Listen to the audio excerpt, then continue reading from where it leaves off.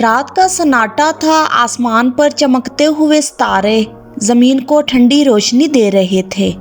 احمد اپنے بستر پر لیٹا ہوا تھا، دن بھر کی مصروفیات کے بعد نیند کی آغوش میں جا چکا تھا، لیکن آج کی رات عام راتوں سے مختلف تھی۔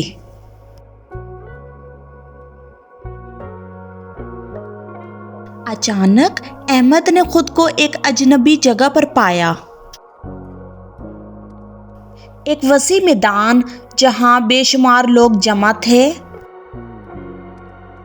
ان کے چہرے خوف سے زرد پڑے ہوئے تھے، کچھ زمین پر گر کر لرز رہے تھے اور کچھ اپنے اعمال کی فکر میں آنکھیں بند کیے کھڑے تھے۔ اچانک ایک گرجدار آواز گونجی، یہ یوم قیامت ہے، ہر شخص کو اپنے اعمال کا حساب دینا ہوگا۔ احمد حیرانی اور خوف سے لرزنے لگا۔ وہ اپنے ارد گرد دیکھ رہا تھا کہ اچانک ایک نورانی ہستی اس کے سامنے آئی۔ وہ ایک فرشتہ تھا۔ وہ بڑے رعب و دبدبے کے ساتھ لوگوں کو آگے بڑھنے کا اشارہ کر رہا تھا۔ فرشتے نے اعلان کیا، یہاں آؤ، تمہیں پل صراط سے گزرنا ہوگا۔ احمد کی آنکھوں کے سامنے اچانک ایک طویل اور باریک پل نمودار ہوا جو دوزخ کے اوپر معلق تھا۔ وہ تلوار کی دھار سے زیادہ تیز اور بال سے زیادہ باریک تھا۔ نیچے جہنم کے شعلے بھڑک رہے تھے اور خوفناک چیخو پکار گونج رہی تھی۔ لوگ اس پل پر قدم رکھ رہے تھے، کچھ آہستہ چل رہے تھے اور کچھ توازن کھو کر دوزخ میں گر رہے تھے۔ احمد کے جسم میں خوف کی ایک لہر دوڑ گئی۔ اس کے ذہن میں سوال آیا، کیا میں اس پل کو پار کر پاؤں گا؟ احمد نے جیسے ہی پل پر قدم رکھا، اسے محسوس ہوا کہ اس کے اعمال اس کے ساتھ چل رہے ہیں۔ جب بھی وہ کوئی نیک عمل یاد کرتا، پل ہر روشنی نمودار ہوتی، اور جب بھی وہ اپنے گناہوں کے بارے میں سوچتا، پل لرزنے لگتا۔ جب اس نے اپنے بچپن میں کی گئی نیکیاں یاد کی، ماں باپ کی فرمانبرداری، یتیموں کی مدد اور صدقہ، تو پل پر روشنی بڑھ گئی اور اس کا چلنا آسان ہو گیا۔ جیسے ہی اسے یاد آیا کہ وہ کئی نمازیں قضا کر چکا تھا، جھوٹ بولتا تھا اور بعض اوقات لوگوں کے ساتھ برا سلوک کرتا تھا، تو پل کانپنے لگا اور نیچے سے آگ کے شعلے بلند ہونے لگے۔ احمد چیخ اٹھا، یا اللہ مجھے بچا لے۔ اچانک اس کے اعمال نے ہی اس کی مدد کی۔ ایک طرف زکوٰۃ دینے کی روشنی تھی، دوسری طرف توبہ کے آنسو کی طاقت۔ جب وہ درود شریف پڑھنے کو یاد کرتا تو روشنی اور بڑھ جاتی، لیکن ابھی راستہ لمبا تھا۔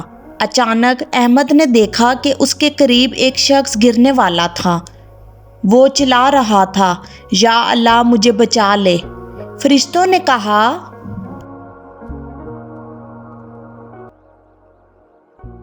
یہ وہ شخص ہے جس نے دنیا میں دوسروں کو دھوکہ دیا، ان کے حقوق کھائے اور توبہ نہ کی۔